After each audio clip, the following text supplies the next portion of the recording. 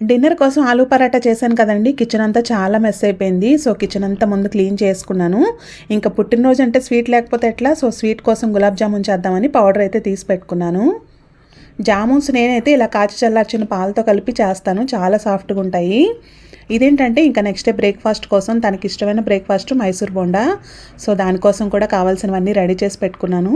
Time చూసారా 9:30 అవుతుంది. So ఇప్పుడు మొదలెట్టాను అనమాట. ఇంక స్వీట్ చేసి పిండి కలిపి పడుకోవాలి.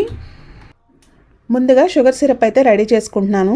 ఇంకా షుగర్ సిరప్ రెడీ అయ్యేలోగా జామున్స్ చేసి ఫ్రై చేసుకోవచ్చు. ఈలోగా సూప్ రెడీ అయిపోతుంది. కొంచెం గోరువెచ్చగా అయ్యాక మనం ఫ్రై చేసుకున్న జామున్స్ వేసుకుంటే సూప్ని బాగా అబ్జర్వ్ చేసుకుంటాయి. రెండు బాగా వేడివేడిగా ఉంటే జామున్స్ మరి మెత్తగా అయిపోతాయి. సో ఒకటి కొంచెం గోరువెచ్చగా ఉండాలి, ఒకటి బాగా వేడిగా ఉన్నప్పుడు సూప్ని బాగా అబ్జర్వ్ చేసుకుంటాయి. గులాబ్ జామున్స్ చేయడం అయిపోయింది, పిండి కూడా కలిపేశాను. సో మార్నింగ్ అయితే అన్నీ రెడీ పెట్టేసుకున్నాను. ఇంకా